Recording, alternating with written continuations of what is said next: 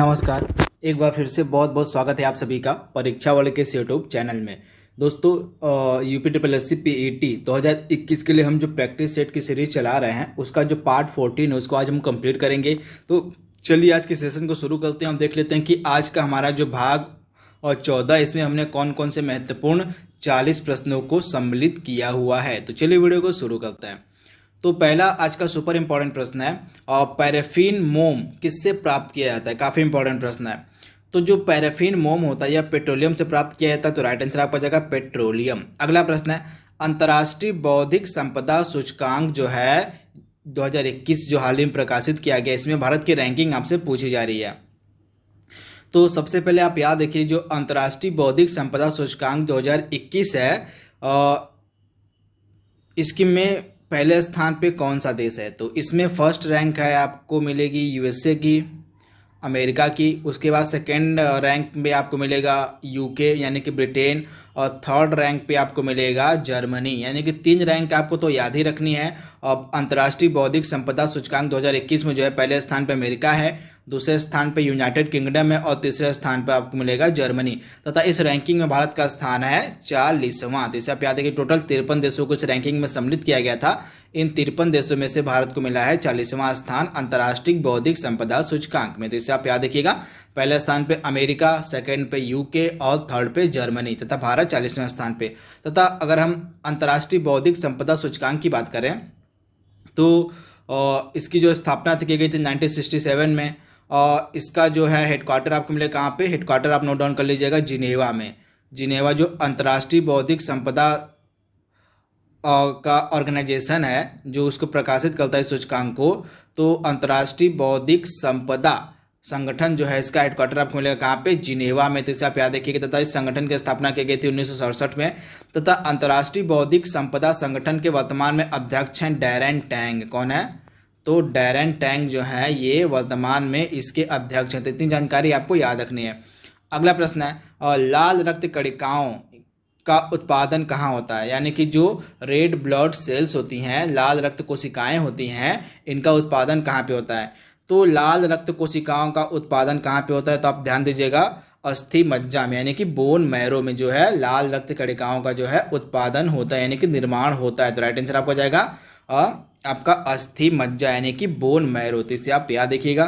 तथा ये जो लाल रक्त कणिकाएं होती हैं, इनका जो जीवन काल होता है कितना होता है, तो लगभग 120 दिन का इनका टाइम पीरियड होता है। आप ध्यान दीजिएगा, लगभग 120 दिन का इनका जीवन काल होता है। तो आप इसे याद रखिएगा। तथा इनका मेन कार्य होता है ऑक्सीजन का परिवहन करना हमारे शरीर में, यानी कि ऑक्सीजन का जो परिवहन है उसका परिवहन करने का जो मेन कार्य है वो RBC के द्वारा ही किया जाता है। तो इसे आप याद रखिएगा, कई बार यह प्रश्न पूछा गया है।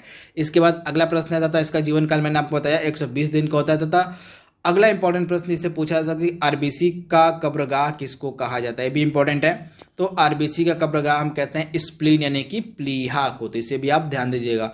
अगला प्रश्न है, रक्त का शुद्धिकरण कहाँ होता है। तो प्यूरिफिकेशन ऑफ ब्लड यानी कि रक्त का शुद्धिकरण होता है आपका किडनी यानी कि गुर्दे में। यानी कि ऑप्शन जो ए है इसका बिल्कुल से, जो गुर्दा होता है, जो किडनी होता है, उसके द्वारा रक्त का शुद्धिकरण किया जाता है। अगला प्रश्न है, गुर्दे की इकाई निम्न में से क्या है। तो यूनिट ऑफ किडनी यानी कि गुर्दे की इकाई को हम कहते हैं नेफ्रॉन, यानी कि ऑप्शन ए इसका बिल्कुल सही है, नेफ्रॉन। अगला प्रश्न है, आर्थिक रूप से कमजोर वर्ग यानी कि EWS श्रेणी के लिए प्रस्तावित कोटा का प्रतिशत क्या है। यानी कि आपको पता होगा 103वां संशोधन किया गया था, संविधान संशोधन अधिनियम पारित किया गया था 2019 में। उसके अनुसार जो है आपका जो उच्च श्रेणी में यानी कि आपके जो आर्थिक रूप से कमजोर वर्ग हैं, तो जनरल कैटेगरी की यहाँ पे बात हो रही है। तो जनरल कैटेगरी में जो आर्थिक रूप से कमजोर लोग हैं उनके लिए जो है 103वां संविधान संशोधन अधिनियम पारित किया गया था। इसके अंतर्गत जो है EWS की श्रेणी में जो भी लोग आएंगे उनको जो है 10% आरक्षण की व्यवस्था की गई थी। तो राइट आंसर आपको जाएगा 10% आरक्षण की व्यवस्था की गई है आर्थिक रूप से कमजोर वर्ग के व्यक्तियों के लिए। तो इसे भी आप याद रखिएगा। तथा इससे रिलेटेड कौन सा संविधान संशोधन किया गया था, तो 103वां संविधान संशोधन अधिनियम। तो इसे भी आप याद रखिएगा। तो अगर बिल पूछे तो बिल कौन सा था इसका, तो बिल था 124वां संविधान संशोधन बिल। तथा अगर अधिनियम पूछे तो आपको आ जाएगा 103वां संविधान संशोधन अधिनियम। अगला प्रश्न है, भारत और किस देश के विशेष बलों के बीच हाल ही में हिमाचल प्रदेश में वज्र प्रहार नामक अभ्यास आयोजन किया? तो आप याद देखिएगा, वज्र प्रहार, इसके बाद आपका हो गया कोप इंडिया, इसके बाद आपका हो गया युद्ध अभ्यास, इसके बाद आपका हो गया टाइगर ट्रायम्फ। तो ये 3 इम्पॉर्टेंट एक्सरसाइज की जाती हैं भारत और अमेरिका के मध्य। वज्र प्रहार, कोप इंडिया, युद्ध अभ्यास और टाइगर ट्रायम्फ, ये 3 इम्पॉर्टेंट एक्सरसाइज भारत और अमेरिका के मध्य की जाती हैं। अगला प्रश्न है, मुख्यमंत्री योगी आदित्यनाथ ने हाल ही में किस शहर में शहीद अशफाक उल्ला खान चिड़ियाघर का उद्घाटन किया? तो इस चिड़ियाघर का उद्घाटन किया गया है आपका गोरखपुर में, यानी कि राइट आंसर आपको हो जाएगा ऑप्शन डी, गोरखपुर में। अगला इंपॉर्टेंट प्रश्न है, हाल ही में वरिष्ठ साहित्यकार को के बिरला फाउंडेशन नई दिल्ली की तरफ से व्यास सम्मान से सम्मानित किया गया। आपको उस वरिष्ठ साहित्यकार का नाम बताना है। तो जो व्यास सम्मान है इस बार का दिया गया है के बिरला फाउंडेशन के द्वारा, किसको? तो इनका नाम है शरद पगारे, यानी कि ऑप्शन ए इसका बिल्कुल सही है, शरद पगारे को। अगला प्रश्न है, हाल ही में किस शहर में ग्राम उजाला योजना को लॉन्च किया गया? तो ग्राम उजाला योजना को लॉन्च किया गया उत्तर प्रदेश के वाराणसी शहर में। तो आप याद देखिएगा, जो कि यह प्रधानमंत्री नरेंद्र मोदी का संसदीय क्षेत्र भी है, वाराणसी, यहीं पे ग्राम उजाला योजना को लॉन्च किया गया। अगला प्रश्न है, भारतीय संविधान की कौन सी अनुसूची का संबंध राजभाषा से है? तो ऑफिशियल लैंग्वेज रिलेटेड कौन सी अनुसूची है? तो आप ध्यान दीजिएगा, हमारे संविधान की जो 8वीं अनुसूची है इसका संबंध है हमारे राजभाषाओं से, यानी कि ऑफिशियल जो हमारी लैंग्वेज हैं उनसे संबंधित हमारे संविधान की 8वीं अनुसूची। लगभग इसमें 22 ऑफिशियल लैंग्वेज का जिक्र किया गया है, तो इसे आप ध्यान दीजिएगा। अगला प्रश्न है, और निम्न में से कौन सा एक संवैधानिक निकाय है? काफ़ी इंपॉर्टेंट प्रश्न है। तो इसमें से संवैधानिक निकाय कौन सा है? तो आपका वित्त आयोग जो है वह एक संवैधानिक निकाय है। बाकी राष्ट्रीय मानवाधिकार आयोग आपका हो गया, नीति आयोग हो गया और राष्ट्रीय विकास परिषद, ये सभी गैर संवैधानिक निकाय हैं, यानी कि नॉन कॉन्स्टिट्यूशनल बॉडीज हैं। राष्ट्रीय मानवाधिकार आयोग, नीति आयोग और राष्ट्रीय विकास परिषद। लेकिन कि आपको जो फाइनेंस कमीशन आपका है, जो वित्त आयोग आपका है, यह एक कॉन्स्टिट्यूशनल बॉडी, यानी कि यह एक संवैधानिक निकाय है। तो इसे आप ध्यान दीजिएगा, ऑप्शन सी हमारा बिल्कुल सही है। अगला प्रश्न है, निम्न में से किस राज्य में चाय का उत्पादन नहीं होता है? तो असम में होता है, पश्चिम बंगाल में होता है, कर्नाटक में होता है, लेकिन गोवा में चाय का उत्तर प्रदेश में चाय का उत्पादन नहीं होता है। तो ऑप्शन डी आपका बिल्कुल सही है। अगला प्रश्न है, अरावली पर्वत की सबसे ऊंची चोटी आपसे पूछी जा रही है। तो अरावली पर्वत की सबसे ऊंची चोटी कौन सी है? तो गुरु शिखर जो है अरावली पर्वत की सबसे ऊंची चोटी है। तो इसे आपको ध्यान देना है, जो गुरु शिखर है यह अरावली पर्वत की सबसे ऊंची चोटी है। इसे आप याद रखिएगा। इसके बाद अगला इंपॉर्टेंट प्रश्न आपकी स्क्रीन पर है। इसके बाद अगर आप इसकी ऊंचाई जानना चाहें तो इसकी ऊंचाई है 1722 आपका मीटर। तो इसे ऊंचाई भी आप याद रख सकते हैं। अगला इंपॉर्टेंट प्रश्न आपकी स्क्रीन पर है, निम्न में से कौन सा बुनियादी ढांचा क्षेत्र के अंतर्गत नहीं आता है? तो इंफ्रास्ट्रक्चर सेक्टर के अंतर्गत आपको मिलेगा एयरपोर्ट, डैम यानी कि बांध और हाईवे। लेकिन जो बैंक है यह इंफ्रास्ट्रक्चर सेक्टर के अंतर्गत नहीं आता है। तो इसे आप ध्यान दीजिएगा। अगला प्रश्न है, किसी विशिष्ट स्थान या क्षेत्र को दर्शाने वाले उत्पाद का क्या नाम है? तो वह उत्पाद जो किसी विशिष्ट क्षेत्र या स्थान का प्रतिनिधित्व करता है, उस स्थान को दर्शाता है, उसको हम कहते हैं भौगोलिक संकेतक, यानी कि ऑप्शन ए इसका बिल्कुल सही है। किसी विशिष्ट स्थान या क्षेत्र को दर्शाने वाले उत्पाद को हम भौगोलिक संकेतक कहते हैं। अगला प्रश्न है, स्वेज नहर को अवरुद्ध करने वाले कंटेनर जहाज का क्या नाम था? तो एवर गिवन इसका नाम था, यानी कि ऑप्शन बी आपका बिल्कुल सही है। हाल ही में आपको पता होगा स्वेज नहर को अवरुद्ध कर दिया था एक कंटेनर जहाज ने, जो कि जाकर स्वेज नहर में फंस गया था। तो इस कंटेनर जहाज का नाम था एवर गिवन तथा यह जो स्वेज नहर है यह लाल सागर को भूमध्य सागर से जोड़ती है। इसे आप ध्यान दीजिएगा। अगला प्रश्न है, गोम्बियाट किस राज्य का पारंपरिक कठपुतली डांस शो है? तो यह कर्नाटक का एक पारंपरिक कठपुतली शो है। तो राइट आंसर आपका हो जाएगा ऑप्शन सी। अगला इंपॉर्टेंट प्रश्न है, और दक्षिण कोरिया की मुद्रा वर्तमान में क्या है? तो दक्षिण कोरिया की मुद्रा वर्तमान में है वॉन, यानी कि ऑप्शन बी इसका बिल्कुल सही। दक्षिण कोरिया की जो मुद्रा है वर्तमान में क्या है? तो वॉन है। तो इसे आप याद रखिएगा, काफ़ी इंपॉर्टेंट यह प्रश्न है। अगला इंपॉर्टेंट प्रश्न आपकी स्क्रीन पर, रामसर कन्वेंशन जो है किस वर्ष लागू किया गया था? तो आपको पता होगा 2 फरवरी वर्ष 1971 में जो है रामसर कन्वेंशन किया गया था।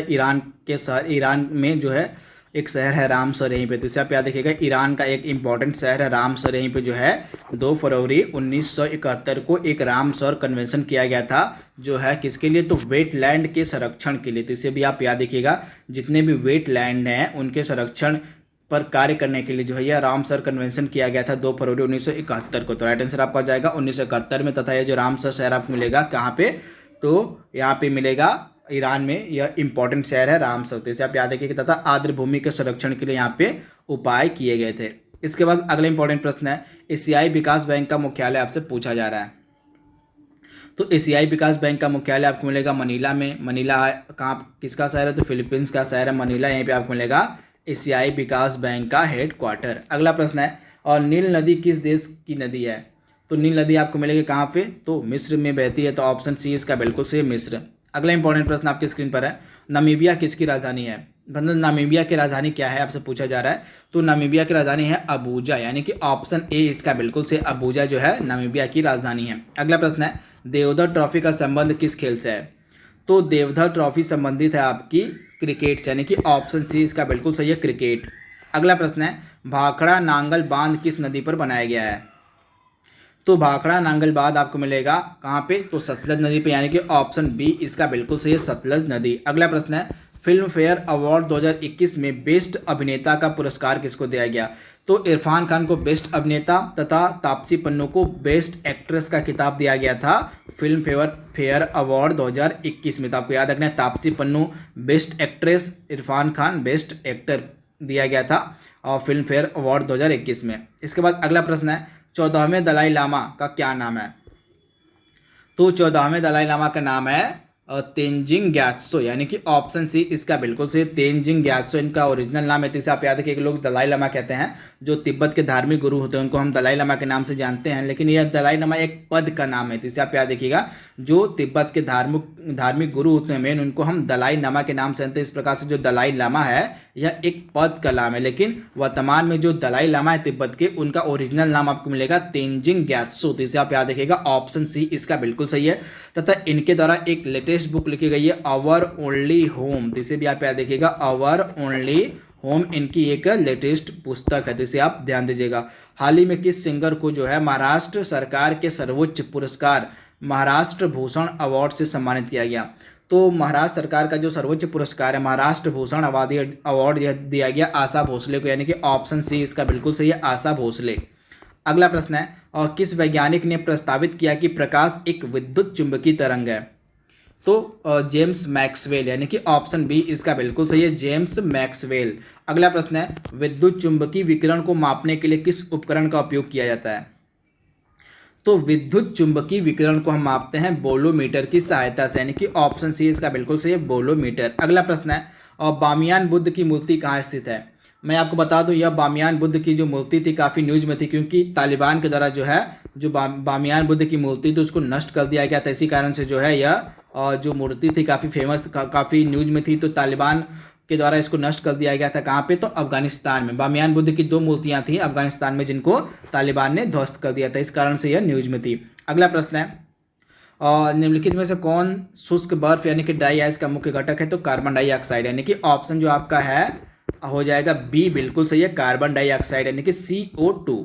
अगला प्रश्न है, और संपीड़ित प्राकृतिक गैस का मुख्य घटक क्या है, तो जो कंप्रेस्ड नेचुरल गैस होती है इसका मुख्य घटक होता है मीथेन, यानी कि CH4 मीथेन इसका मुख्य घटक होती है। अगला प्रश्न है, एल्युमिनियम किसका अयस्क है, तो एल्युमिनियम अयस्क है बॉक्साइट का, यानी कि ऑप्शन ए इसका बिल्कुल सही है, बॉक्साइट। अगला प्रश्न है, और निम्नलिखित में से कौन परमाणु के नाभिक में मौजूद होता है, तो परमाणु का जो नाभिक होता है वह प्रोटॉन प्लस न्यूट्रॉन से मिलकर बनता है, यानी कि ऑप्शन डी इसका बिल्कुल सही, ए और बी दोनों, यानी कि प्रोटॉन और न्यूट्रॉन। अगला प्रश्न है, मानव शरीर में कौन सी ग्रंथि इंसुलिन पैदा करती है, तो मानव शरीर की कौन सी ग्रंथि इंसुलिन पैदा करती है, तो अग्नाशय, यानी कि ऑप्शन ए इसका बिल्कुल सही है, अग्नाशय।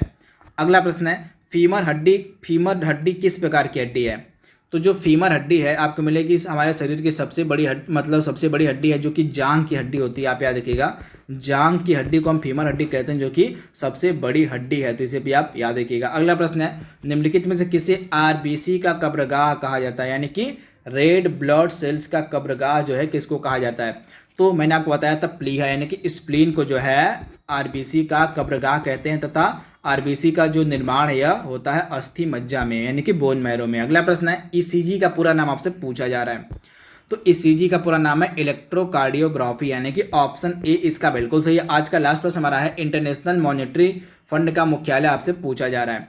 तो आपको मिलेगा इसका मुख्यालय वॉशिंगटन डीसी में यानी कि ऑप्शन सी इसका बिल्कुल सही। इंटरनेशनल जो मॉनेटरी फंड है इसका हेडक्वार्टर आपको कहाँ पे मिलेगा, तो इसका हेडक्वार्टर आपको मिलेगा कहाँ पे, तो आप याद रखिएगा वॉशिंगटन डीसी यानी कि ऑप्शन जो आपका सी है बिल्कुल सही है। तथा 1945 में इसकी स्थापना की गई थी, किसकी, आईएमएफ की, इसे आप ध्यान दीजिएगा। तो बस यह हमारा लास्ट प्रश्न था आज के प्रैक्टिस सेट का। तो आज के लिए बस इतना ही, कल फिर मिलेंगे हम एक नए प्रैक्टिस सेट के साथ। तब तक के लिए thank you, thanks for watching, thank you.